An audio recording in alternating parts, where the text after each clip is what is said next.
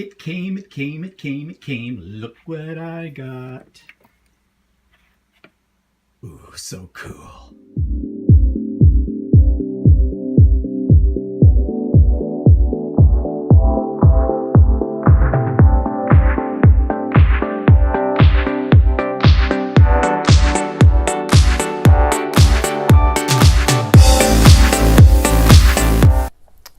Hi everybody, it's Stephen here for Bland Designs, and today is Monday, August the 28th, 2017, and this is vlog number 33.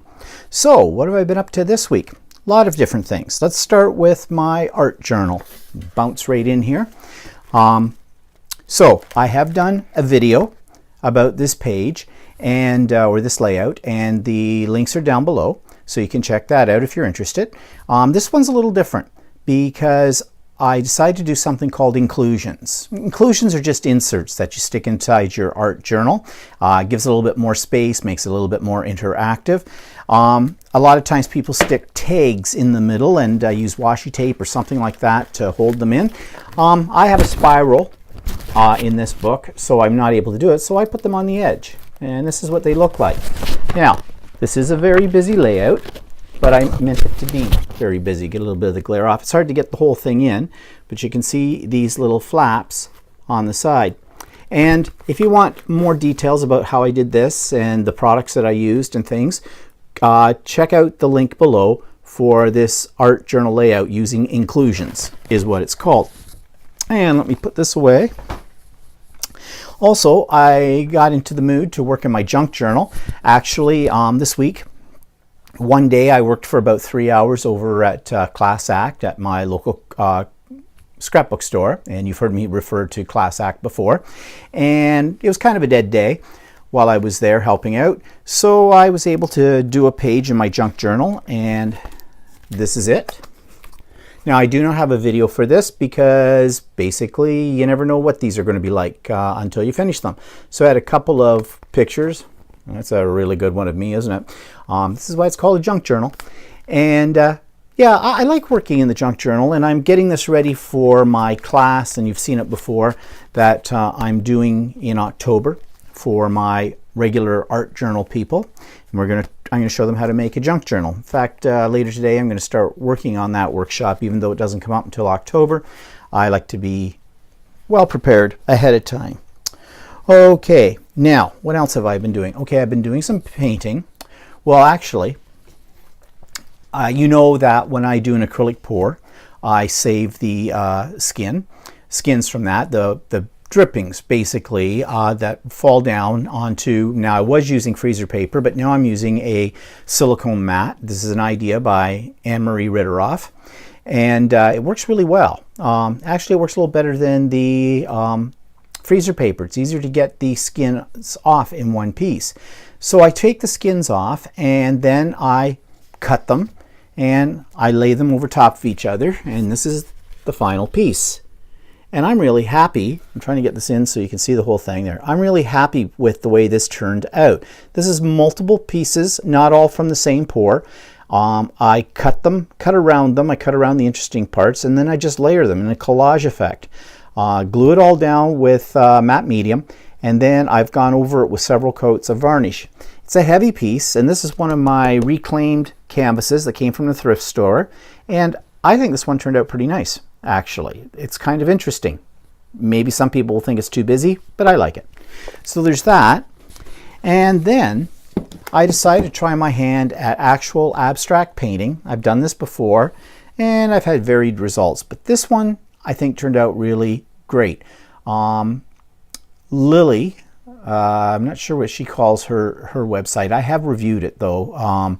Anyways, she does a lot of abstract acrylic pours, but she also right now is on the kick of doing some abstract painting and using texture. And what she does is she lays down randomly some modeling paste, texture paste onto a canvas, lets it dry, and then she paints over it. And that's what I did with this piece. And I'm really happy with the way this turned out. I really didn't have a plan, but I laid down my texture paste, I let it dry overnight, and then I just started playing with colors. And the colors, or the paints that I was using with this were acrylic liquid paints, Liquitex ones. They're very pricey because they only come in small bottles, but really a little bit really does go a long way. You only need a couple of drops, really. So I played around with colors. I had bought a set of these. They were on special at Curry's, and Curry's is an art store in my area. And so I thought I'd invest in them. They were kind of pricey. They were about $67 for a set of, I think there were 10, maybe 12. No, I think there was only 10 in the package. But I really do like them. They are worth the money. But I just played around with colors until I got what I liked, and this is what I ended up with. And it's been varnished. That's why there's a bit of a shine on it. And yeah, I'm very pleased with this. Again, this is on a cheapo canvas. In fact, look at the back. You can see what was on the front of the canvas before that I bought for about $1 at Value Village, at the thrift store. And I just covered it in gesso, and you've got a canvas. So that's kind of fun. I'm really happy with the way those two pieces turned out. And let's see, what else have I been doing? Well, there's some other things to talk about, but first I think it's time for the YouTube channel of the week. YouTube channel of the week for this week is Nina Ribena. And she is extremely creative and uses a lot of popular products, that a lot of them that we already have, but she shows you some really unique ways of using them. Her creations are all very colorful and all very, very stunning. And she also puts out a weekly art journal prompt. So if you are hitting a blank wall, check out Nina Ribena's channel for some ideas that may spur you on to do something in your art journal you've never done before. It's an excellent channel. So that was the YouTube channel of the week, and it's really worth checking out. As I said in the little insert, she is really, really creative, and her work is very beautiful to look at. Okay, so I also have the link for her down below, so be sure to check that out. So what's pissing me off this week? Okay, people in restaurants. All right, this past weekend we went to Kingston. I'm going to tell you more about that later on. But while we're in Kingston, we were eating out quite a bit, lunch, dinner, that kind of thing. And on Saturday night, we went to a nice German restaurant, had schnitzel and everything. And it was very, very busy. Okay, very busy, because apparently this past weekend in Kingston was their blues fest, which we didn't know. And to be honest, I don't like blues. But we weren't there for the fest. We were there to see friends. And so when we got to this restaurant, we didn't have a reservation, and it was really busy because they had a patio area, I guess, and they were having some live entertainment, part of the Blues Fest, and everybody wanted to hear the entertainment. That was okay by us. We didn't mind sitting indoors because, quite frankly, I don't like live bands. I don't. I guess I like the videos better, or the recorded version. Sorry, I know that sounds probably like I am not a music lover. I do like music. I just don't like it live while I'm eating. Okay, so we're happy to sit indoors. Now, when we walked in, we said we didn't have a reservation, and the waitress looked at us a little bit, hesitant, because they were really busy. But she said, I think I can find you something in the back. They had a couple of rooms. And so we said, that's fine. And so we went in, she found us a table, and we sat down, and that was great. Now, we weren't in any kind of rush whatsoever. We knew that the waitresses were being overworked that night. They had quite a crowd in the place, and that was fine. Because quite frankly, we eat very fast anyways. And so oftentimes we go to a nice restaurant and we can be out of there under half an hour. So, if the service is a little bit on the slow side, that doesn't usually bother us. However, this is where my point comes up about people and manners and restaurants. First of all, we saw this group of people come in. They were dressed very trendy. Obviously, they had come to hear this particular group or whatever that was performing, but they hadn't made a reservation. There weren't any tables available. Well, there were a few in the back area where we were sitting. I heard the hostess say to them, I'm so terribly sorry, but right now we don't have a thing. We're solidly booked and we don't have enough waitresses on. Well, they weren't taking no for an answer. And they said, well, we just want to be out on the patio. And she said, well, I'm sorry, the patio's completely full. We don't have any room. Well, can you find us someplace? Well, so she brought them to the back where we were. Well, the two of these people looked at each other and kind of like we could tell they weren't too thrilled with the fact that they were going to have to sit back there. They really want to sit out in the patio and hear this group. And one of the party went ahead of them. She was an older lady, looked like maybe the mother to one of these, some of these other people, I don't know. The other people were sort of that 20s something, I don't know, whatever. And so these two stood around looking, and they were not happy about where they were being seated. And the mother came back in, or this older lady came back in, and she waved to them, and off they went to the patio. So I don't know, but the waitress came back, and they were gone, and she's kind of looking around, you know, mystified as to where they went. I said to Walter, well, they may get ushered back in here, but apparently they didn't. So there. I guess the squeaky wheel gets the oil. You got to be forceful. In my mind, if they tell me, I'm sorry, we don't have any place, I may be disappointed, but my fault, I didn't make a reservation. So, you know, live and learn. I wouldn't be presumptuous enough to just barge right through and make my own seating. I really feel sorry for the hostess and for the waitresses in those situations.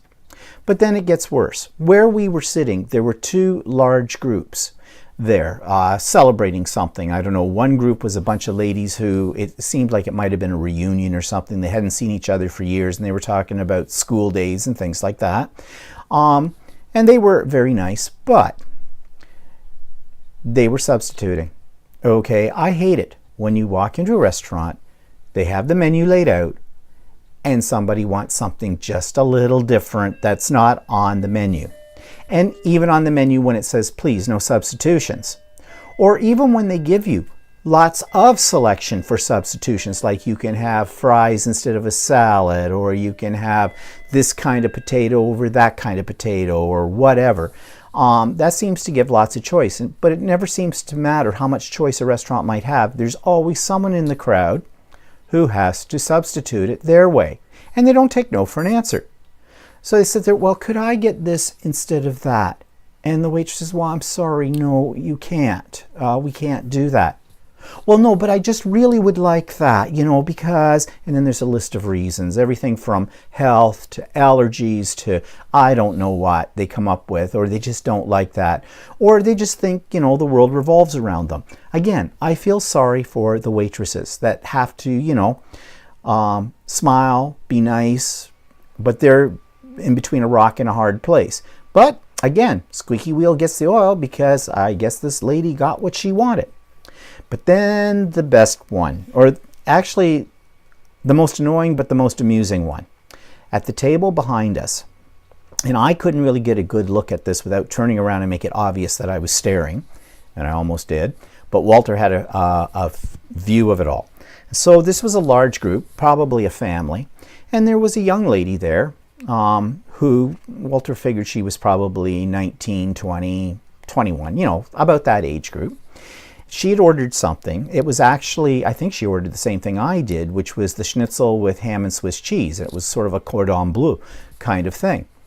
She gets this. First thing she does, Walter says, is she pulls all the ham out of the schnitzel and puts it on the lady's plate that's sitting next to her. Now, we don't know if this was her mother or not, although Walter suspected this was like maybe a relative, but not necessarily the mother. But she's just, here, you take that. Okay. First of all, if you can't eat something, or you're allergic to it, or you don't like it, wouldn't you order, it was very clear on the menu what this was, what it came with, wouldn't you just order something else instead of picking all the stuff out of it? Second of all, I think it's kind of rude to toss food on another person's plate in a restaurant. You know, it's one thing to share something, you know, can I have a taste to see what that's like or whatever, but you know, she was just flinging it. onto the other lady's plate. Okay, but here's the best one. So this had cheese on it, and it was fairly stringy. She is picking the cheese up with her hand, and she's dangling it, and kind of a thing, and spinning it around the whole bit. All right, sweetie, you're not 5. You're a young adult. By that stage in your life, you should know that that's inappropriate behavior in any setting, really. If we don't have manners, what separates us from wildlife, really? It's also a distraction to the other people there. I mean, don't you get it? The people are kind of staring at you going, oh, not long out of the woods, are we? What do? Let you out once a year to eat the tree? Really. Well, why does that annoy me? Was it really disrupting me to any level? No, not really. In fact, it's not really that I'm that pissed off with it. I find it kind of funny. But nevertheless, it's the way of restaurant eating is today. People don't get dressed up to go to a nice restaurant anymore.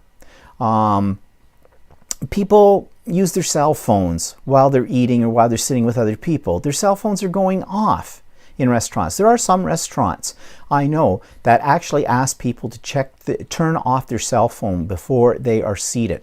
And people get indignant about that. Well, I need my cell phone on. Do you need to be texting every 5 seconds? Do you need to be doing a selfie? Hi, look at me, I've got ham.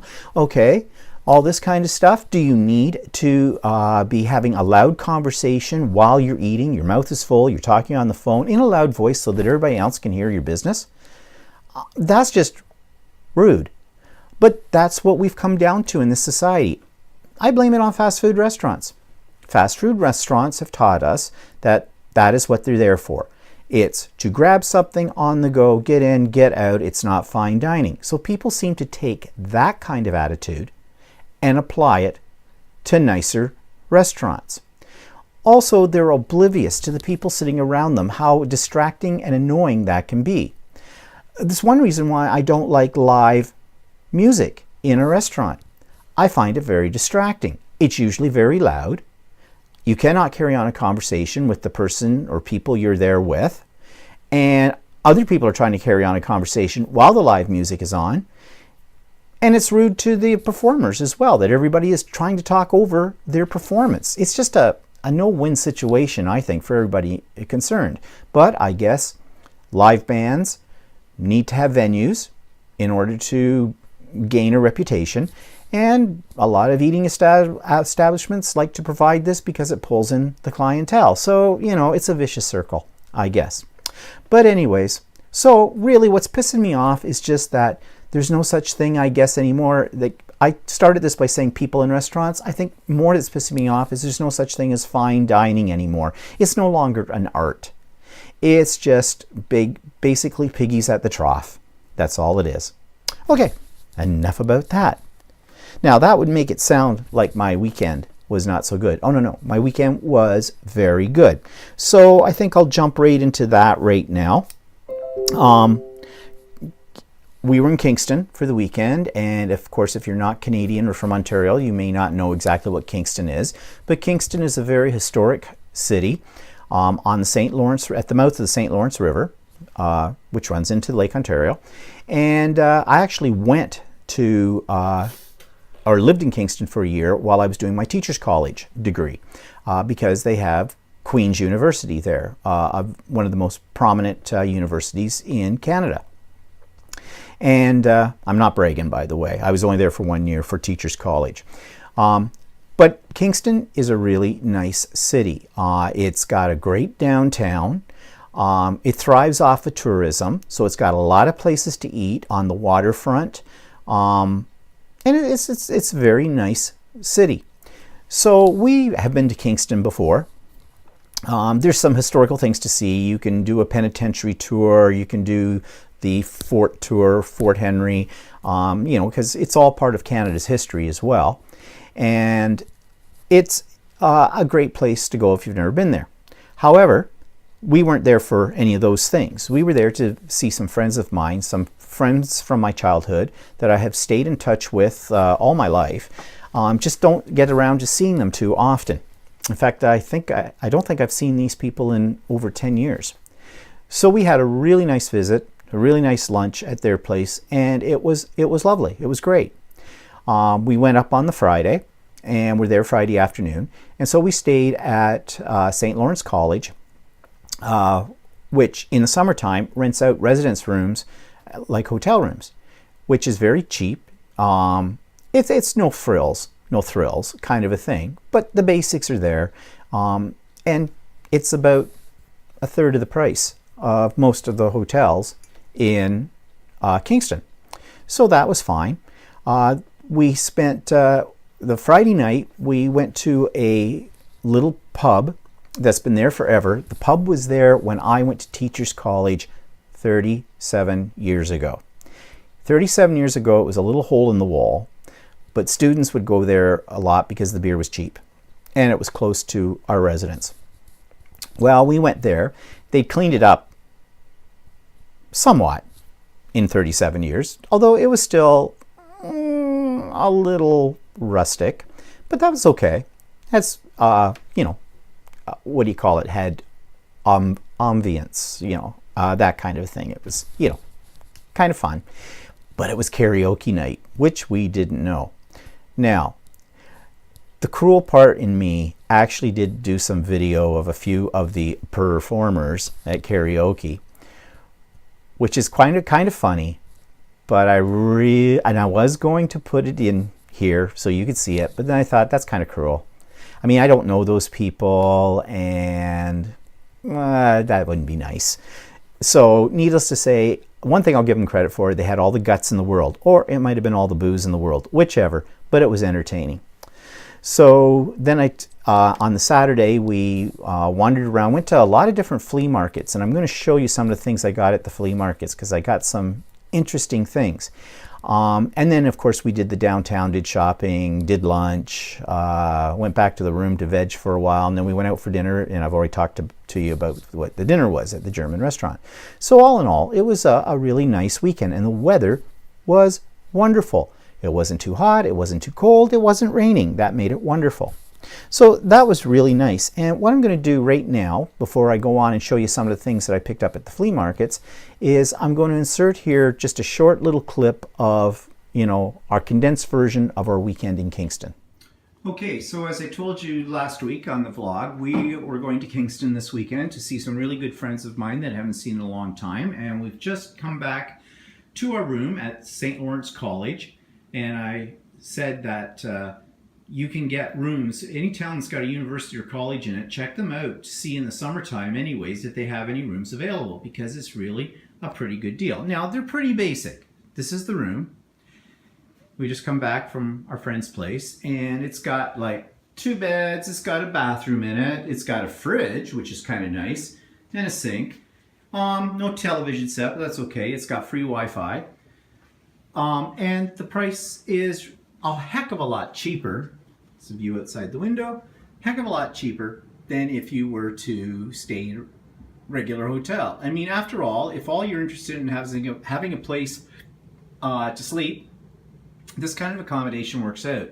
I think this is about $75 a night, which is, well, far... Plus breakfast. Oh, and includes breakfast as well, yeah.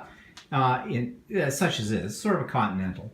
But nevertheless, really, unless you're looking for a luxurious room or something that costs you $200, $300 a night, this kind of accommodation is more than ample for the time.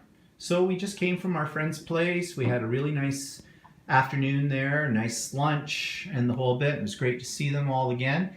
And we may venture out a little later tonight in Kingston to see what there is to see, or to do something, or have nachos or whatever. Right now I am stuffed. And yeah, tomorrow we'll explore Kingston. Haven't been here in a long time. So yeah, this is what the room looks like. Oh yeah, you can see there's a little wine there too. Well, anyways, more later. So this is Kingston's waterfront area, and this weekend there's a blues festival going on. So this area is basically the tourist district, lots of restaurants, entertainment, and things like that. And we're just looking for a place to have lunch right now. So we found a place to eat. It's called The Nog, and we're having what was that beer called? Something Squirrel? Yeah, something squirrel. Raisins, no, the buttered, something Squirrel. And it's really busy down here today. The weather's nice. Actually, we figured out the name of the beer. It's called the Barking Squirrel.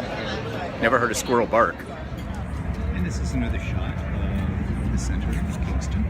So that's the city hall. And there's a big farmers market, craft fair, if anything going on. And this is the street and all the shops. So we're having dinner in a German restaurant with schnitzel, and so I thought, well, I would like the potato pancakes as an appetizer, thinking I'd get 2 little small ones. No, we got 2 great big huge ones, and those are the halves of them, and we've both had a half each, and we're afraid to eat any more because we've seen the plates come out with the schnitzel and they look pretty huge. So we're gonna get those boxed up midnight snack later, right? Mm-hmm.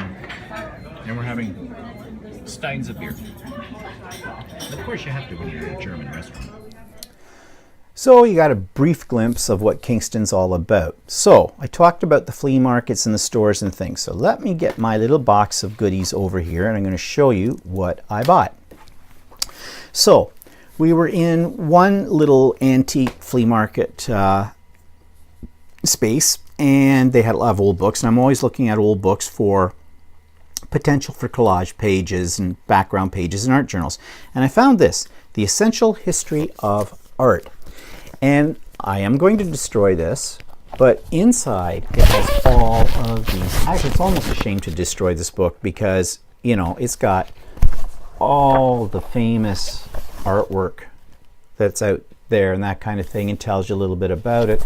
Maybe I shouldn't destroy it. Maybe I should just read it. But I like the pictures. I like the artwork that's in it. So yeah, I'm going to destroy it. And then we went to another place, and it had real junk. Like, when I say junk, I mean garbage. Okay, it was stuff you wouldn't want. But as we're leaving it, and I didn't buy anything there was a table set up, and on the table it said, whatever's on this table, take, it's free. So I'm looking through and I find these books. I'll just show you. Well, Walter noticed them first because they're in Dutch. These are all in Dutch. I'm not sure what it says. I'll have to ask Walter again later because he can read Dutch. But inside has all these pictures and things, and I just thought it was kind of interesting, but also the text in it is in Dutch. So I thought that would be really something to buy. But you just noticed I found this inside. There's a letter. I'm not sure when it was written. Don't know if it's dated. But anyways, Walter started to read it, but it's all in Dutch. So I'm thinking I may scan this letter and use it as as background in a thematic piece that I'll center around these Dutch books or that kind of thing, pages that are in it. I don't know. I'll see about it. But I thought, hey, it's free anyways. What the heck? I'm going to destroy them. So that was one find. Then we went to another place. And this place, actually, when we were looking for this place, we walked in the wrong door and found this little artisan shop. I guess they take in works by various local artists and sell them on consignment. And so we looked around in there, and I talked to the lady in the store, and I saw these. Aren't they pretty? They're coasters, but they're made out of that Sculpey clay, polymer clay. Now this artist does all kinds of different things in polymer clay, and she rolls them and slices them and makes them into things that she sticks on the sides of like wine glasses and bowls and salt and pepper shakers and things like that. They're supposedly, those things are supposedly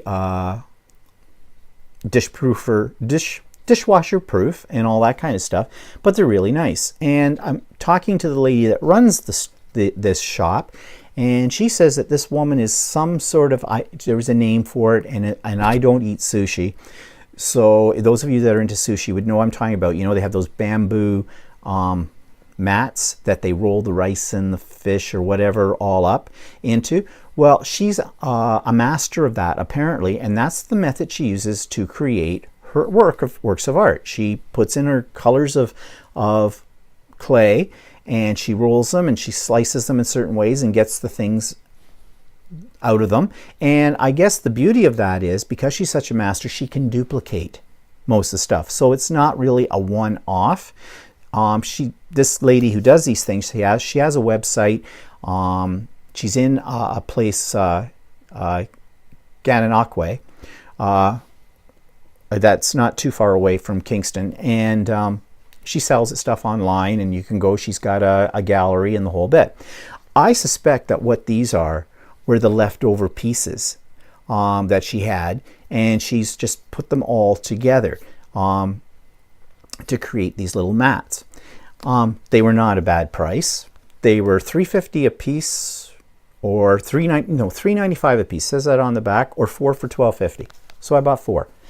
I don't know what I'm going to do with them. I'm not going to use them as coasters, but I just think they're inspiring. So I'm sort of thinking of getting myself some of that clay. I had some years ago. I think it all dried up now, and I threw it out in the great purge of my craft room. I would never be able to do what this lady does. She really, truly is a master. But I just think the colors are really great. So I got those. Now, what else did I buy? Okay, so I found this one store that had all these little bits and pieces, these little filigrees and, you know, little medallions. And I bought a whole pile of them.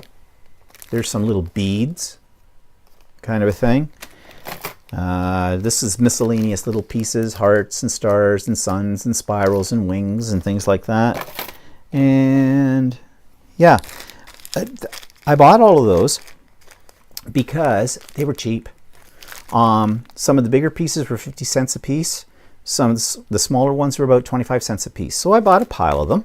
And I'm figuring I can incorporate them into mixed media pieces, or I can make little things that'll hang from the spiral of a journal or something like that.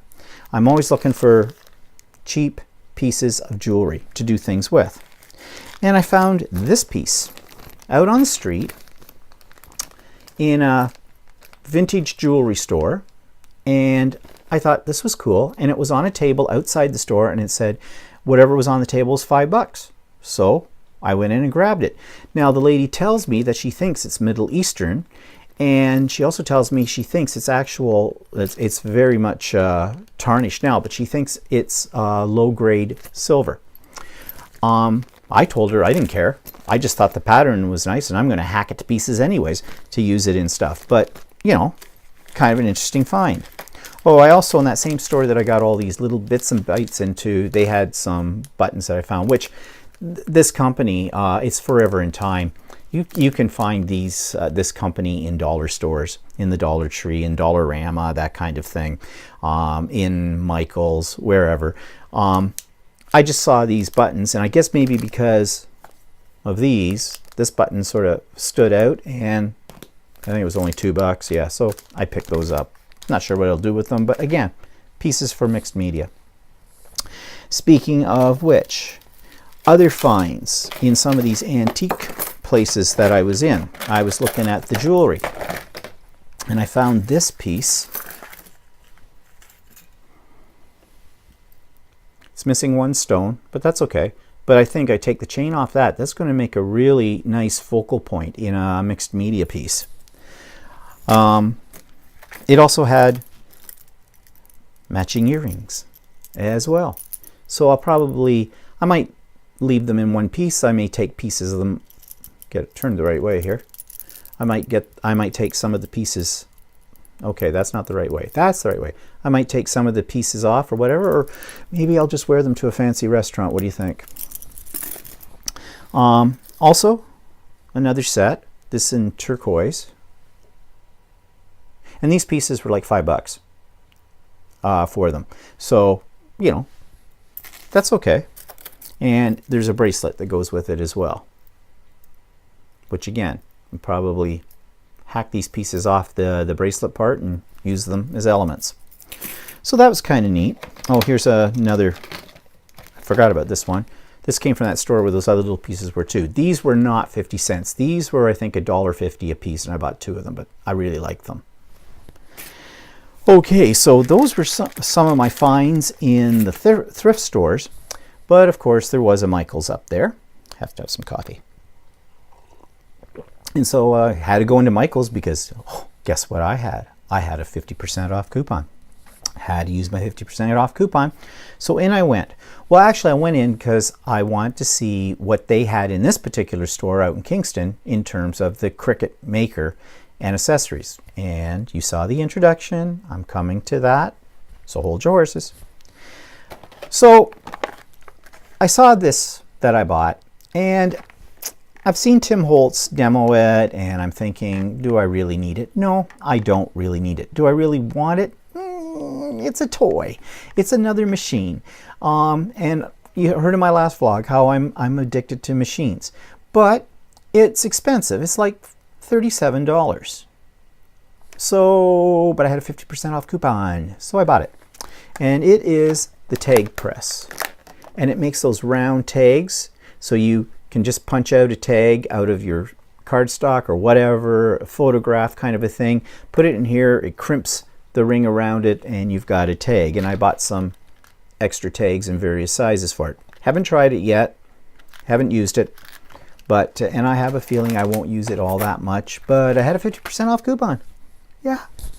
Okay. Oh, and the other thing I bought, and it was an impulse buy, but it was only 59 cents, and that was this rubber stamp, which basically says on it, and the price tags are still on it, but I'll just try and peel them off so you can see.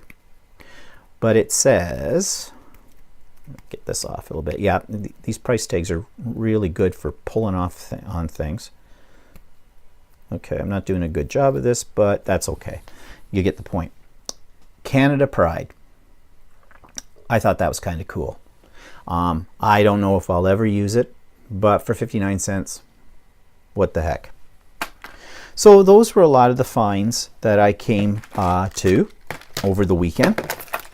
And I'm really going to have to make a point now. You remember a few vlogs ago I was at another flea market in my area, and I picked up a pile of cheap jewelry there too. So I'm well stocked now with pieces like that, so it's time to start using them.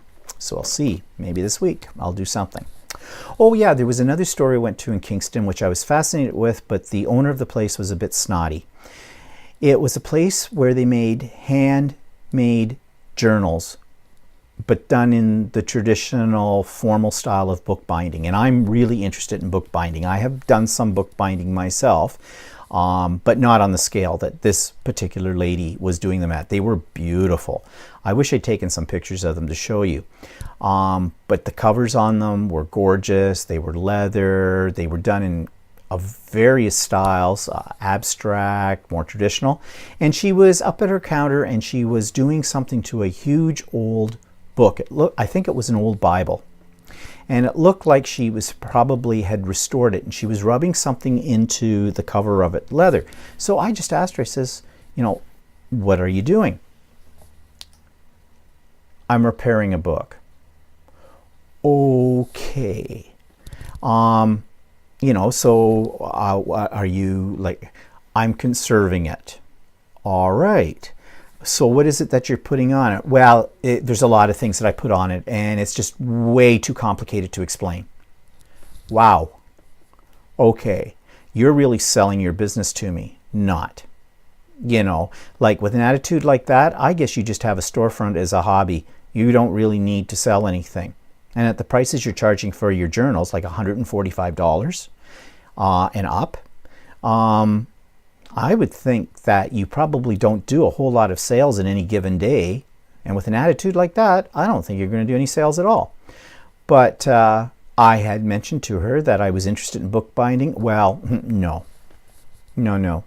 Walter said when we came out, she had a bit of a French accent. And I said, well, that's typical French, isn't it? At least the ones that come from France. We've always found that they're they're not a friendly people, really, to anybody. One thing I'll say for the French people in France, they hate everybody equally. Yep, it's poo-poo this and poo-poo that. So anyways, but it inspired me. When I looked at hers and I thought, you know, I haven't done any bookbinding in quite a while. Maybe better get out my supplies and maybe I'll give it a shot again, and maybe now that I'm more into mixed media and that, maybe I'll do something with a really interesting cover on it. We'll see. Okay, so I told you about all those things I found. Okay, let's get to the main event of the week. You saw it in the teaser. It finally came. I got the CRICUT Maker. Now, I got it directly from CRICUT. And when you know it, I was really debating, you know, my discussion I had in last week's vlog about, am I going to get it? Is it going to cost me more money than what I've already put out for it? No. It came Thursday afternoon by FedEx.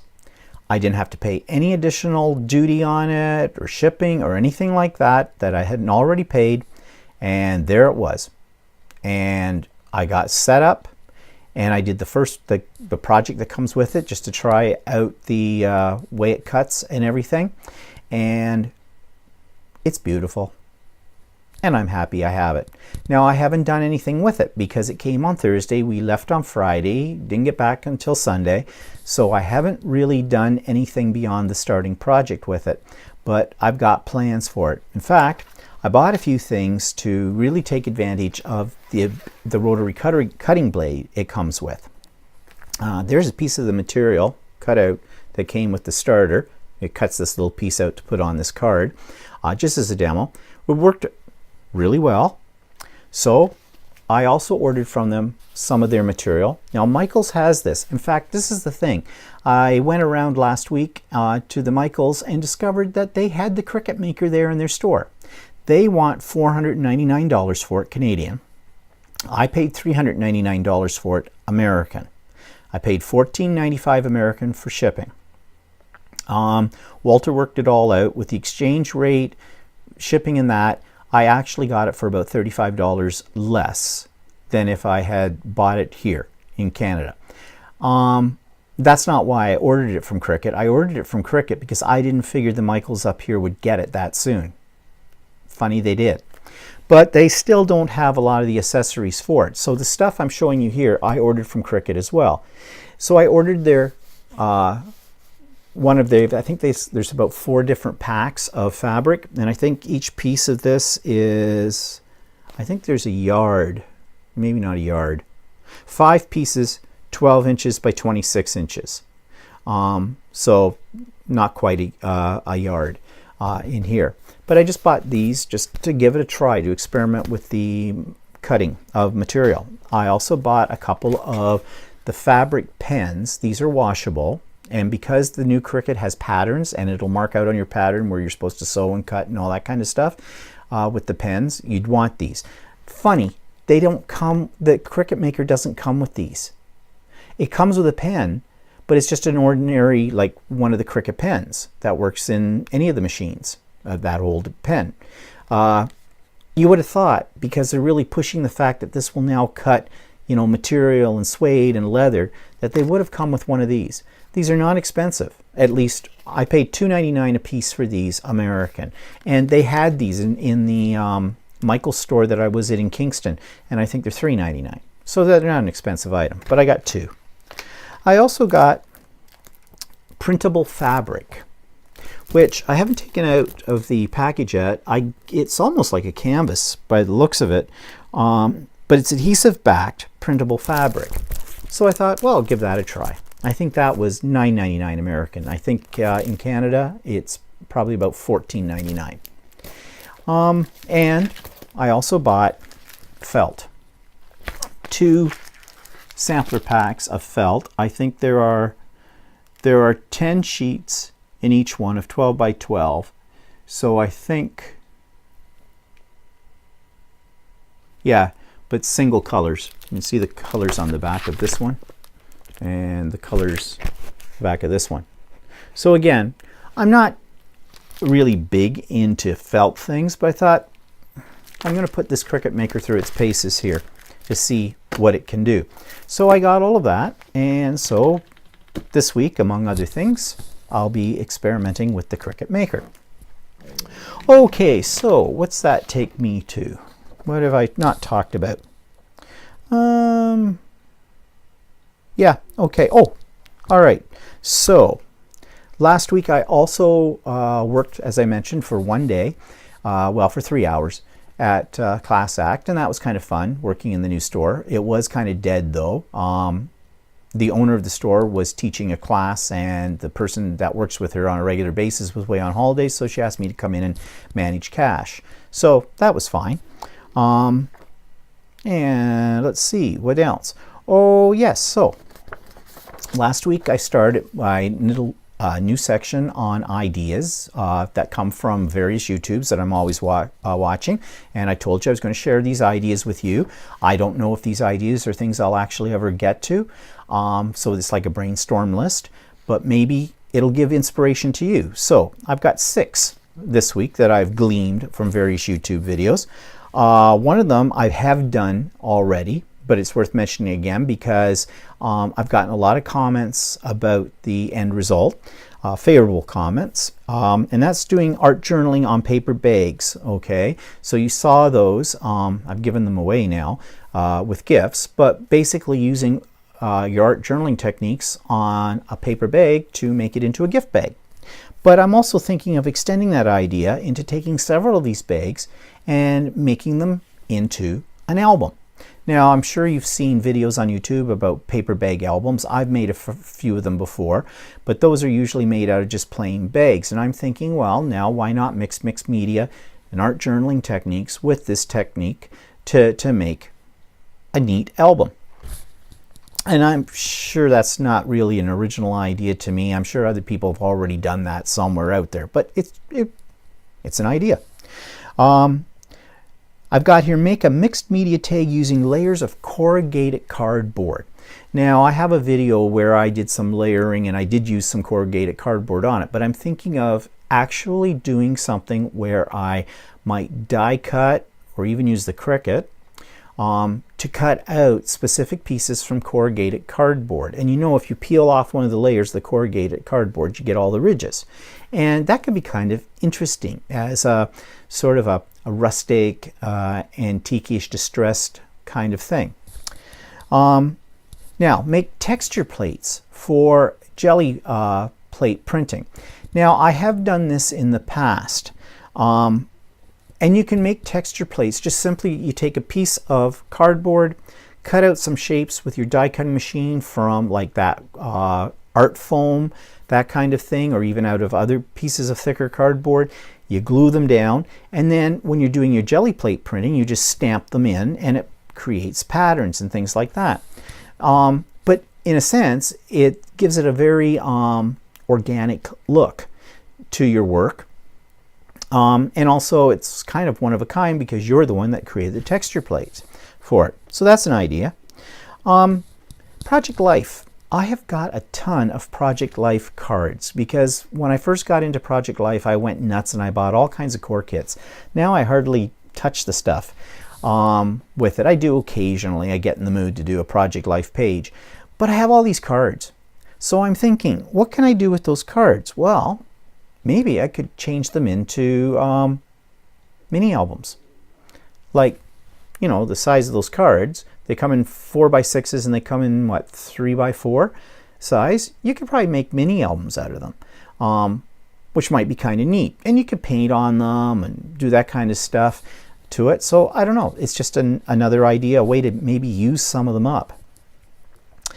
Another idea I saw. Oh, use hot glue to make stamps on pieces of like heavy paper or cardboard that you can then use in jelly plates, like a texture plate, or you could use it as a homemade stamp for creating backgrounds in an art journal. And all you do is you take your glue gun and you can be very abstract, or you can make something that's fairly detailed, and you just outline, you know, whatever. The glue is basically plastic that's made from, and so it'll probably take, well, not probably, it will take ink or paint, and so you could do something really kind of neat and on the cheap side for this, because most people have a glue gun, most people have scraps of cardboard around, so it would be easy to do. And another idea, which is sort of a takeoff of decorating plain bags using mixed media techniques to make them into gift bags, is to take a box, like the top of a box. You know, you can buy those boxes at the dollar store, or, you know, sometimes you get things, packaging, that kind of stuff that, you know, the boxes are kind of nice. You could redo the box, rework it with mixed media elements on the top of it, and it could become like a gift box for somebody, but even a gift in itself kind of a thing. You know, they could use it as a storage box for photos or jewelry pieces or whatever with it. So, you know, these are just thoughts, just ideas. As I said before, they're there for inspiration. I may do some of these things, I may not. It depends. Depends on my mood, I guess. Okay, so what's coming up? Labor Day weekend is coming up, both here in Canada and the United States. And of course, that marks the end of the summer, really, and the start of school season for a lot of us. I know in certain parts of the States, the kids have already gone back into school. But here in Canada, it marks the return to school after next Monday, a week from today. So that's coming up. And the thing with Labor Day weekend, even though I've been retired for 5 years from teaching, the Monday, Labor Day Monday night, no teacher sleeps at all, because the next day we've got school. We've been off for 2 months, and then we've been back in the school in August, you know, the last few weeks in August, getting ready for when the kids come back. And when I do fall asleep, if I do, I have these weird dreams. Usually they involve me being naked in front of a classroom teaching kids and trying to pretend that no one notices that I'm naked. And the thing about in the dream is nobody except me does notice that I'm naked. I guess they call that in psychological terms a vulnerability dream. I don't know. But even now, after 5 years of teaching, that night I probably won't sleep that well. Even though the next day I get up, I do not have to go to work, I don't have to go to school. But it still happens. I guess that's sort of, and I talked to some of my other teacher friends that are retired too. The same thing happens to them. So I guess this is just something that's ingrained in us as teachers. We have that. So that's what's coming up.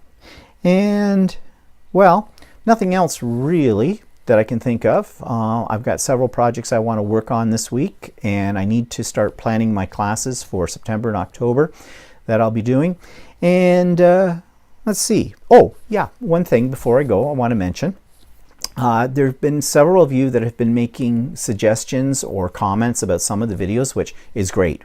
There's been some excellent ideas, some very helpful tips out there, and great, I'm glad, because it not only helps me, but I think, oops, probably got a noise on my microphone there, keep forgetting I'm wearing it, but it helps other people watching the videos as well. So here's what I'd like you to do if you think about it. Please feel free to give me more suggestions about things you'd like to see, things you'd like me to discuss or show you, tips, tricks that you might have. Let's share those. Just put them in the comments below. I'd appreciate it, and I'm sure other people watching would appreciate them as well. So don't be afraid to make a suggestion, even if your suggestion leans a little towards criticism. There's nothing wrong with constructive criticism, and I get a lot out of that. And some of you have given me some really helpful tips, as I said. So I don't take offense to these. Talk nice, but I don't take offense to constructive criticism. It's what makes the world go round. It's what makes us better people, gives us better ideas, helps us learn. Okay, so I hope you have a good week, and I'll talk to you next Monday. Bye-bye for now.